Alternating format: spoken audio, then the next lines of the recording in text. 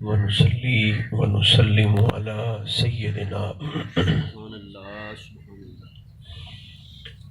حبيبنا وشفيعنا مولانا وملجأنا ومأوانا محمد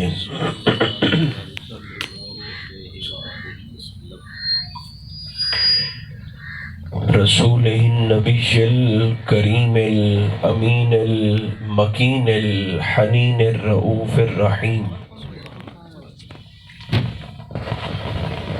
وعلى آله الطيبين الطاهرين وعلى صحبه أجمعين أما بعد فأعوذ بالله من الشيطان الرجيم بسم الله الرحمن الرحيم يا أيها الذين آمنوا اصبروا وصابروا ورابطوا واتقوا الله لعلكم تفلحون صدق الله مولانا العظيم۔ طبیعت اجازت دے تو سبھی احباب ایصال ثواب کی خاطر پورے خلوص کے ساتھ درود و سلام کی تلاوت فرمائیے۔ الصلاۃ والسلام علیک یا رسول اللہ، الصلاۃ والسلام علیک یا حبیب اللہ، الصلاۃ والسلام علیک یا رحمۃ للعالمین وعلى آلك وأصحابك سيدي يا شفيع المذنبين۔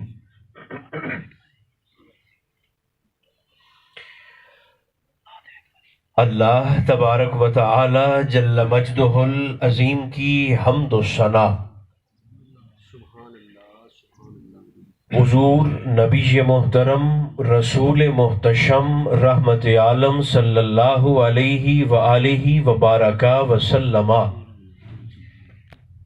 کی ذات بے کس پناہ پر بے شمار نذرانہ ہائے درود و سلام عرض کرنے کے بعد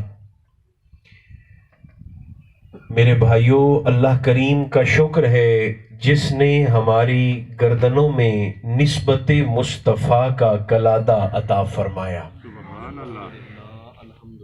ایصال ثواب کی خاطر یہ بزم ذکر منعقد کی گئی۔ میرا اور آپ کا یہ سفر دعا کی خاطر ہے۔ اللہ کریم سرکار دو عالم علیہ السلام کے ذکر پاک کا وسیلہ اور جن درویش کے زیر سایہ ہم یہاں پر حاضر ہیں، اللہ ان کی صحبت کی برکت سے مرحوم کے درجات میں حسب حال بلندیاں عطا فرمائے، مجھے اور آپ کو بھی عزت کے ساتھ خیر پر خاتمہ نصیب فرمائے۔ کچھ گزارشات جو ذہن میں آ رہی ہیں آپ کے گوش گزار کر کے میں اپنی بات کو سمیٹنے کی کوشش کروں گا۔ سورہ آل عمران کی آخری آیات میں سے ایک آیت کریمہ تلاوت کی ہے، اگر توجہ ہے تو میں ترجمہ عرض کرتا ہوں۔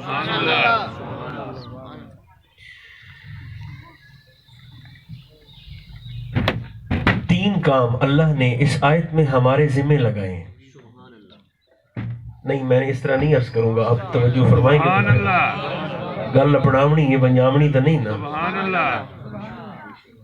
تین کام ہیں جو اللہ نے میرے اور آپ کے ذمہ لگائے ہیں۔ اللہ کریم فرماتا ہے یا ایھا الذین آمنو، اے ایماندارو۔ پہلا کام اصبروا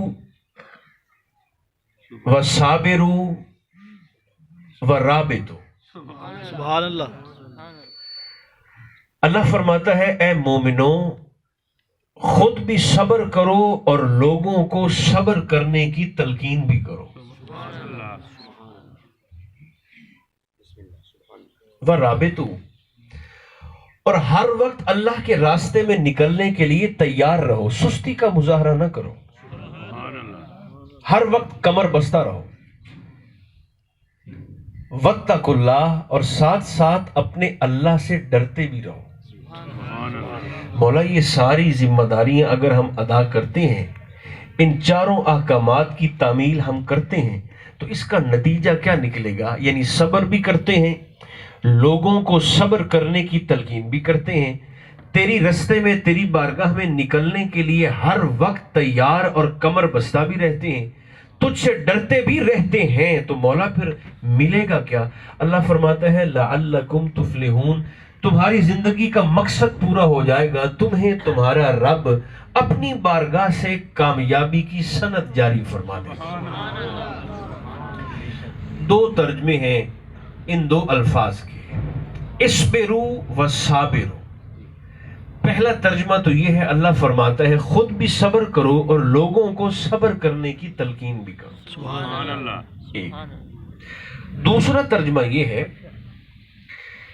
कि जो तकलीफें आजमाइश की सूरत में तुम्हें अल्लाह की तरफ से पहुंचे, उन पर भी सब्र करो। वह साबिरु, और जो तकलीफें तुम्हें मखलूक की तरफ से पहुंचे अजियत की सूरत में, अल्लाह फरमाता है मखलूक की तरफ से दी गई अजियत पर भी सब्र करो। ये दूसरा माना है। अल्लाह की तरफ से आई हुई आजमाइश पर भी सब्र करो और लोगों की तरफ से दी गई तकलीफ पर भी सब्र करो। आप हैरान होंगे, देखें बास चीजें ऐसी हैं कि जिन्हें अल्लाह करीम ने कुरान मुकद्दस में बार बार जिक्र फरमाया है। बार बार जो शौक के साथ सुन रहे हैं ना आप, उन्हें एक अजीब सी एक हैरत होगी। सब्र वो चीज है जिसका जिक्र अल्लाह ने अपने कलाम में 100 से ज्यादा मर्तबा फरमाया। 100 से ज्यादा मर्तबा। हालांकि देखें अल्लाह करीम किसी शय का जिक्र सिर्फ एक बार भी फरमा दे तो वो मोमिनीन के लिए हरफ आखिर है, ज़ाब्ता हयात बन गई, मंशूर जिंदगी बन गई। किसी शय का जिक्र सिर्फ एक दफा भी फरमा दे, आप यकीन जाने हुजूर के हाजी साहब कई फरामीन ऐसे हैं कि हुजूर के एक एक फरमान पर पूरी पूरी जिंदगी गुजारी जा सकती है। मैं दोबारा अर्ज कर देता हूं, मुझे इसमें कोई हर्ज नहीं है, अगर बात दोबारा पहुंच जाए तो अच्छे अंदाज से। सरकारे दो आलम अलैहिस्सलाम के, मेरे और आपके आका के कई सारे फरामीन ऐसे हैं कि अगर कोई शख्स सिर्फ एक हुजूर के फरमान को पकड़ ले तो आका के एक फरमान पर, हुजूर अलैहिस्सलाम की एक हदीस पाक पर इंसान अपनी पूरी जिंदगी गुजार सकता है। मसलन मेरे और आपके नबी ने फरमा दिया इन्नमल आमालु बिन्नियात। सरकार ने फरमाया अमल का दारो मदार इंसान की नीयत पर होता है। आपकी नजर मेरे चेहरे पर है, मेरी नजर आपके चेहरे पर है, जिनका हम जिक्र कर रहे हैं उनकी नजर हमारी नीयतों पर है। ते मोलो नीयत ना होता है। यहां से कोई 1.25 महीना को पैसे 8, 10, 12, 15 लाख खर्च करके को हज करने भी चला जाए, यहां पर आसाइशों में आराम में पला हुआ, वहां जाकर मिना, अरफात और मुजदलफा के पथरीली चट्टानों और वादियों में लेट जाए, अरफात के मैदान में लेट जाए। मुजदलफा में तो चटाई भी नहीं होती, पथरीली जमीन पे जाके खुले आसमान के नीचे सो जाए, तकलीफ के साथ, जिस्मानी मशक्कत के साथ 40 दिन वहां पर गुजार के आ जाए, मगर पीछे नीयत यह हो कि वापस आऊंगा तो लोग कहेंगे जी सुभान अल्लाह बड़े हाजी साहब हैं, हज करके आ गए। सरकार के फरमान के मुताबिक वो 40 के 40 दिन उसके वो भट्ठी दा बालन बन गए, खत्म हो गए। सरकार की हदीस पाक हुजूर फरमाते हैं कयामत के दिन अल्लाह की बारगाह में एक आलिम पेश किया जाएगा। आलिम फरमाएगा हाँ भी तूने क्या किया है? मौला मैंने तेरे दीन के लिए बड़ी तकरीरें की हैं, मैंने मिंबरों पर बैठ बैठ कर लोगों को बड़े वाज किए हैं, बड़ी नसीहतें की हैं। फरमाया अच्छा इसीलिए की थी ना कि लोग तुझे कहें जी बड़ा आलिम है, बड़ा खतीब है। तकरीर इस नीयत से करता था ना, लोग तेरी बल्ले बल्ले करें, तेरे नारे लग जाए, तेरी वाह वाह हो जाए, तो वो बल्ले बल्ले मैंने तेरी दुनिया में करवा दी। जिस नीयत से तूने वो काम किया तुझे वो फल दुनिया में मिल गया। इसे पकड़ के ले जाओ जहन्नुम में, पेशानी के बालों से पकड़कर, जो तुझे चाहिए था वो तुझे दुनिया में मिल गया। अब आखिरत में मेरे पास तेरे लिए कोई हिस्सा नहीं। ایک مجاہد کو لایا جائے گا. سرکار فرماتے اللہ کے راستے میں لڑنے والا، جہاد کرنے والا.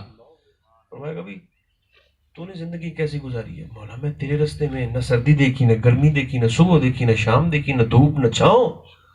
میں تیرے دین کی خاطر نکلا، جہاد کیا، لڑا، مرا، مارا. فرمایا نیت کیا تھی؟ مرنے میں، مارنے میں، لڑنے میں، نکلنے کے پیچھے نیت کیا تھی؟ یہی تھی نا کہ لوگ تجھے کہیں جی بڑا بہادر ہے، بڑا جرری ہے، کیا بات ہے اس کی، بڑا مرد ہے، بڑی مردانگی ہے، اسی لیے کیا تھا. فرمایا وہ تیری بلے بلے میں نے دنیا میں کروا دی تھی، وہ تیرے نعرے دنیا میں لگ گئے تھے، اب میرے پاس کیا لینے آئے ہو؟ پکڑ کے لے جاؤ جہنم میں، اس کا میرے پاس کوئی حصہ نہیں. دیکھیں نیت کا خالص ہونا یہ بڑا ضروری ہے، بے حد ضروری ہے. اللہ ہمارے عمل کو نہیں دیکھتا، ہماری نیتوں کو دیکھتا ہے. اس لیے سرکار فرماتے ہیں نیت المؤمن خیر من عملہ، مومن کی نیت اس کے عمل سے اچھی ہوتی. اب آقا کا یہ فرمان میں سمجھتا ہوں یہ ایسا ہے کہ جس پر ایک مومن پوری زندگی گزار سکتا ہے. نہیں مجھے تسلی نہیں ہوئی، میں دوبارہ سبحان اللہ. مثلا سرکار کا ایک اور فرمان ہے، میرے اور آپ کے آقا فرماتے ہیں تم میں سے کوئی شخص اس وقت تک مومن نہیں ہو سکتا جب تک اپنے بھائی کے لیے وہی شے پسند نہ کرے جو اپنے لیے کرتا ہے. سبحان اللہ سبحان اللہ سبحان اللہ. اس آئیاں دا ایک فرمان ایسا ہے کہ جس سے بندہ پوری حیاتی گزار سکتا ہے. سبحان اللہ. بولے گزار سکتا ہے کہ نہیں گزار سکتا؟ ایک فرمان. میرے اور آپ کے نبی کا ایک اور فرمان ہے، سرکار فرماتے ہیں خیرکم من خیرکم لأہلہ. اس کی تو ہمیں ویسے بھی ضرورت ہے. سرکار فرماتے ہیں تم میں سے بہتر وہ ہے، اچھا وہ ہے جو گھر والوں کے لیے اچھا ہے. سبحان اللہ. باہر تو ہمارے بڑے بڑے اشتہار بھی لگ جاتے ہیں، پینافلیکس بھی لگ جاتے ہیں، نعرے بھی لگ جاتے ہیں، بلے بلے بھی ہو جاتی ہے، واہ واہ بھی ہو جاتی ہے. یہ نعرے کسی کام کے نہیں ہیں اگر میں گھر کے میدان میں فیل ہوں تو. اگر گھر کے نظام میں صفر ہوں تو باہر میرے نعرے، میرے اشتہار، میرے پینافلیکس کسی کام کے نہیں. سرکار فرماتے ہیں تم میں سے بہتر وہ ہے جو گھر والوں کے لیے اچھا ہے. یہ میرے اور آپ کے نبی کا ایک ایسا فرمان ہے جس پر کوئی مومن کاربند ہو جائے تو پوری زندگی گزاری جا سکتی. سبحان اللہ. سبحان اللہ. ایک فرمان. ایک صحابی حضور کی بارگاہ میں حاضر ہوئے، بوڑھے تھے، ضعیف تھے. حضور میں بار بار حاضر نہیں ہو سکتا، کوئی ایک کام صرف مجھے ایسا بتا دیں، ایک کام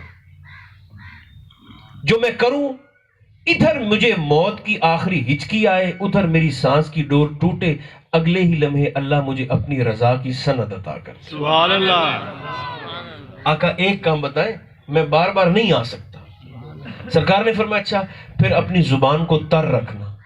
سبحان اللہ. زبان کو تر رکھنا. تر. حضور کس چیز سے تر؟ فرمایا بذکر اللہ، اللہ کے ذکر سے اپنی زبان کو تر رکھنا، کبھی ذکر سے خشکی نہ آنے دے. سبحان اللہ. سبحان اللہ. اٹھ کے چلے گئے، بس اپنی زندگی لا الہ الا اللہ پہ گزارتے. سبحان اللہ. ایک ایک چونکہ ہم دیکھیں، ہم تو چونکہ پیدا ہی کلمہ پڑھنے والوں کے گھر میں ہوئے. سبحان اللہ. تو یہ ویسے انسان دی فطرت ہے، انسانی فطرت ہے، جو شے اس کو بغیر محنت کے مل جائے نا اس کی پھر قدر نہیں ہوتی. نہیں منیے تو باویں نہ منیے، انسان دی فطرت ہی یہی ہے. جو چیز اس کو بنی بنائی مل جائے نا فی سبیل اللہ مفت میں، کیونکہ ابا بھی مومن، اماں بھی مومنہ، دادا، چچا، پھوپھی، تائی، چچی، خالو سارے کلمہ پڑھنے والے، دادا، نانا آ گئے. سبحان اللہ. وہ قدر نہیں ہے. حالانکہ اللہ کی طرف سے دی گئی انسان کی جو نعمتیں ہیں ان میں سے سب سے بڑی نعمت ایمان ہے. سبحان اللہ. نہیں میں آپ کو ایک مثال دیتا ہوں، آپ ذرا حیران ہو جائیں گے. سبحان اللہ. ایک لاز سے سوچو نا، اس بندے دی عقل کیڑی معوف ہے، وہ بندہ کتنا ذہنی طور پر سوچ کے لحاظ سے، نصیر الدین صاحب وہ بندہ کتنا جکڑا ہوا ہے کہ جس بندے کے پاس MBBS کی ڈگری ہے، PhD کی ڈگری ہے، انجینئرنگ کی ڈگری ہے اس کے پاس، مگر بیٹھا گائے کا پیشاب پی رہا ہے. ایمان کی دولت عرض کر رہا ہوں. ڈگریوں کے انبار لگے ہوئے ہیں، خود یونیورسٹی میں پروفیسر ہے، ہزارہا اسٹوڈنٹس کو پڑھاتا ہے، بظاہر علم کا ڈھیر اور انبار لگا ہوا ہے، لیکن خود بیٹھ کر کیا کرتا ہے؟ صبح بھی اور شام بھی اپنے گھر میں، اپنے مندر میں گائے کا پیشاب چھڑکتا بھی ہے، گائے کا پیشاب گلاس بھر بھر کے پی بھی جاتا ہے۔ اچھا، یہ اس MBBS کا حال ہے جو ایمان کی دولت سے محروم ہے۔ ادھر ہمارا انگوٹھا چھاپ جس کے دل میں ایمان کی دولت موجود ہے، آپ اس کے سامنے گائے کا پیشاب کا نام بھی لیں 3 دفعہ الٹی کر دے گا۔ یہ جو طبیعت کی نفاست ہے نا، اسے ایمان کہتے ہیں۔ سبحان اللہ، سبحان اللہ۔ اس لیے میرے اور آپ کے آقا نے ایسے بیت اللہ شریف کا طواف کرتے ہوئے ایسے اشارہ کیا تھا کعبۃ اللہ کو۔ سبحان اللہ، ہن تو راہ بھی کھل گئے۔ سبحان اللہ، ایسے اشارہ کیا سرکار نے کعبۃ اللہ کو طواف کرتے ہوئے، اور سرکار نے فرمایا اللہ کے گھر بیت اللہ تو بھی بڑی عزت والا، بڑی شان والا، بڑی سطوت والا، بڑی رفت والا ہے، مگر میرے مومن کے خون کی عزت اللہ کی بارگاہ میں تیری عزت سے کہیں زیادہ بڑھ کر ہے۔ یہ ایک مومن کا اعزاز ہے۔ ہماری مصیبت یہ ہے ہم نے ساری زندگی جٹ بٹ ہونے پہ فخر کیا ہے، مومن ہونے پہ کبھی ہم نے ناز نہیں کیا، چونکہ یہ وہ نعمت ہے جو ہمیں ایسے ہی مفت میں مل گئی ہے۔ جنہوں کملے ہوئے رب رب ہے نا، سبحان اللہ، آپ سننے کے موڈ میں نہیں لگ رہے۔ سبحان اللہ، او بیلیو دربار محمد شاہ رنگیلا کے پڑوس میں رہنے والوں، جنہوں رب کھپڑ نہ لب ہے تے کملے ہوئے لب ہے نا۔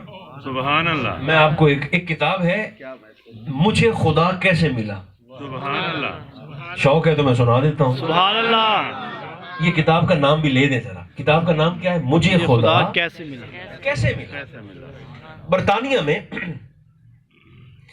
ایک PhD اسکالر تھے، ڈاکٹر تھے، مذہباً عیسائی، چونکہ عیسائی آج بھی تعداد کے اعتبار سے، آبادی کے اعتبار سے عیسائی آج بھی زیادہ ہے۔ دوسرے نمبر پہ مسلمان، عیسائی آج بھی زیادہ ہیں۔ 2000 میں، سن 2000 میں اس بات پر تحقیق ہوئی، چلو گل اوکھی نہ ہو جاوے، ایک ہوتا ہے بندے دا فرسٹ نیم، آپ کے پاسپورٹ پر لکھا ہوتا ہے فرسٹ نیم، دوسرا ہوتا ہے سر نیم، دعا حصہ نہ آتا۔ مثلا ایک شخص اب حاجی صاحب ہیں، ان کا پہلا نام فرسٹ نیم ہے سعید، دوسرا نام ہے اقبال۔ بے شک، سبحان اللہ، یہ حافظ جی ہیں، ان کا پہلا نام ہے نصیر، دوسرا نام ہے احمد۔ بے شک، بات پہنچی کہ نہیں؟ سبحان اللہ، سن 2000 میں اس بات پر ریسرچ ہوئی کہ دنیا میں سب سے زیادہ رکھا جانے والا فرسٹ نیم پہلا نام کون سا ہے اور سر نیم دوسرا نام کون سا ہے؟ سبحان اللہ، سبحان اللہ۔ سن 2000 میں اس وقت پتا چلا، چونکہ عیسائی زیادہ ہے، پتا یہ چلا کہ پہلا نام جو سب سے زیادہ رکھا جا رہا ہے دنیا میں وہ ہے جان، اور دوسرا نام ہے کرائسٹ، عیسیٰ علیہ السلام کی نسبت کی۔ جان پہلا نام ہے اور کرائسٹ دوسرا نام ہے۔ پھر یہ تحقیق 19 سالوں کے بعد 2019 میں ہوئی۔ سبحان اللہ، اب ذرا دیکھیں 19 سالوں کے بعد اب سب سے زیادہ رکھا جانے والا نام کون سا ہے؟ اب میں چہروں کی زیارت بھی کرنے والا ہوں، یہ بتا کر اور سنا کر۔ 2019 میں جب اس بات پر ریسرچ ہوئی کہ دنیا میں سب سے زیادہ رکھا جانے والا فرسٹ نیم کون سا ہے اور سر نیم کون سا ہے، تو تحقیق سر کے بل الٹی آ گئی پہلی سے۔ دنیا میں سب سے زیادہ رکھا جانے والا پہلا نام محمد تھا اور دوسرا نام حسین تھا۔ زور سے بولو۔ پہلا فرسٹ نیم محمد اور سر نیم حسین۔ سبحان اللہ، اچھا، اب برطانیہ میں مجھے خدا کیسے ملا؟ سبحان اللہ، سبحان اللہ، سبحان اللہ، رب سوٹڈ بوٹڈ بندیاں نو نہیں لبدا، او کملے ہویا لبدا ہے۔ سبحان اللہ، بے شک، یہ اس کی ویسے کرم نوازی ہے کہ سوٹڈ بوٹڈ بندیاں نو بھی لب جاوے، سبحان اللہ، اپنا آپ آشکار کر دے تو اس کی مہربانی ہے، کریمی ہے، مگر بغیر دیوانگی کے نہیں ملتا۔ یونیورسٹی میں برطانیہ میں پروفیسر تھے PhD، وہ کہتے ہیں میں پڑھ لکھ بھی گیا، میں نے بڑی تعلیم بھی حاصل کر لی، بات میں نے کوئی اور شروع کی تھی، اس طرف آ گئی ہے، تو اب چلو چونکہ آ گئے ہیں تو پھر قبول کر لیں. وہ کہتے ہیں مجھے میں پڑھتا رہا مگر ایک چیز ہوتی ہے دل کا سکون, سبحان اللہ. اطمینان. وہ کہتے ہیں مجھے وہ میسر نہ آیا پڑھ لکھ کر بھی. 55 سال میری عمر تھی, توجہ ٹوٹ گئی تو بات ضائع ہو گئی. سبحان اللہ. 55 سال. وہ کہتے ہیں میں نے مختلف مذاہب کا مطالعہ کیا, میں یہودیوں کو بھی دیکھتا رہا, میں عیسائیوں کو بھی دیکھتا رہا, میں نے ہندوؤں کو بھی دیکھا, میں نے سکھوں کو بھی دیکھا, میں نے مسلمانوں کو بھی دیکھا. سبحان اللہ. سبحان اللہ. جلدی کریں بھائی, جلدی کریں, آپ نے جو کرنا جلدی کریں. سبحان اللہ.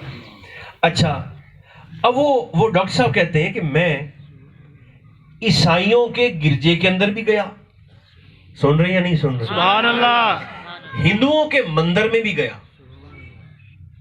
سکھوں اور یہودیوں کی عبادت گاہوں کے اندر بھی گیا, سبحان اللہ. اور مسلمانوں کی مسجد میں بھی گیا. سبحان اللہ. سبحان اللہ. ڈاکٹر صاحب کس لیے گئے؟ کہنے لگے میں دل کا سکون تلاش کرنے, سبحان اللہ. سبحان اللہ. مجھے کہیں سے مل جائے. لیکن وہ کہنے لگے وہ جو میں ڈھونڈتا تھا نا, ایک روح کی تسکین, دل کا سکون, من کی ٹھنڈک, وہ نہ تو مجھے ہندوؤں کے مندر میں ملی, نہ مجھے عیسائیوں کے گرجے میں ملی, عیسائی تو تھا میں بائی برتھ جماندروں پیدائشی, نہ مجھے سکھوں اور یہودیوں کی عبادت گاہوں میں ملی. تو ڈاکٹر صاحب آپ کو پھر من کا سکون کہاں سے ملا؟ وہ کہتے ہیں مجھے من کا سکون ملا ہے تو مسلمانہ دی مسیح جو لبا. سبحان اللہ. سبحان اللہ. اچھا, کہتے ہیں میں کلمہ پڑھ کے میں مسلمان ہو گیا. اب پہلے نام اور تھا, اب جب کلمہ پڑھ لیا تو میرا نام رکھا گیا ڈاکٹر محمد ہارون. سبحان اللہ. سبحان اللہ. کلمہ پڑھ لیا, بڑا خوش تھا, اطمینان ہو گیا. کہنے لگے اب جب میں کلمہ پڑھ کے مسلمان ہوا تو مجھے پتا چلا کہ یہ تو اندر بڑی ساری مصیبتیں ہیں اللہ. مسلمانوں کے اندر. بھائی کیا ہوا؟ کہنے لگے یہ تو مسلمانوں کے اندر کلمہ پڑھنے والوں میں کوئی اپنے آپ کو اہل حدیث کہتا پھرتا ہے, کوئی دیوبندی کہتا پھرتا ہے, کوئی شیعہ کہتا ہے اپنے آپ کو, کوئی اہل سنت کہتا ہے. اب میں اس ٹو میں لگ گیا کہ ان میں سے ٹھیک کون ہے. سبحان اللہ. سبحان اللہ. کیونکہ خود صاحب عقل تھے, پڑھے لکھے تھے, پہلے 55 سال میں مذہب کو ڈھونڈتا رہا, رستہ مجھے مل جائے. رستہ مل گیا, میں کلمہ پڑھ کے مسلمان ہو گیا. اچھا, کہتے ہیں اگلے 12 سال میں نے اس بات پر تحقیق کی کہ ان چاروں میں سے ٹھیک کون ہے, مجھے کس طرف جانا چاہیے جہاں مجھے دل کا اطمینان مل جائے. اب آپ حیران ہو گئے. وہ کہنے لگے کہ میں 3 سال وہابی بنا رہا, 3 سال دیوبندی بن کے میں نے چلے بھی کاٹے, 3 سال میں شیعہ بن کے ماتم بھی کرتا رہا. کہنے لگے مگر وہ جو سکون میں ڈھونڈتا تھا نا وہ مجھے نہیں ملا. اچھا ڈاکٹر صاحب پھر آپ کو سکون کہاں سے ملا؟ کہنے لگے بالآخر ایک دن نا میں ایک مسجد میں چلا گیا اور وہاں پر ایک محفل ہو رہی تھی. میں نے لوگوں سے پوچھا یہ کیسی محفل ہے؟ انہوں نے کہا غوث کی 11ویں کی محفل ہو رہی ہے. سبحان اللہ. سبحان اللہ. یہ ہمارے غوث اعظم کی 11ویں کا پروگرام ہے, آپ آ کے بیٹھ جائیں. تشریف لائیں. ایک دوست نے مجھے دعوت دی. تو ڈاکٹر صاحب کہتے ہیں ڈاکٹر محمد ہارون کہ میں وہاں چلا گیا اور میں جا کر بیٹھ گیا. وہاں تلاوت ہوئی, پھر نعت خوانی ہوئی, پھر سرکار غوث اعظم کے افکار پر خطابات ہوئے, پھر آخر میں قصیدہ غوثیہ, پھر ختم شریف, پھر سلام. کہنے لگے وہ سکون جو میں 65 سال سے ڈھونڈ رہا تھا, غوث کی کھیر کا پہلا لقمہ میرے پیٹ میں گیا ہے. اللہ نے میرے من کو اطمینان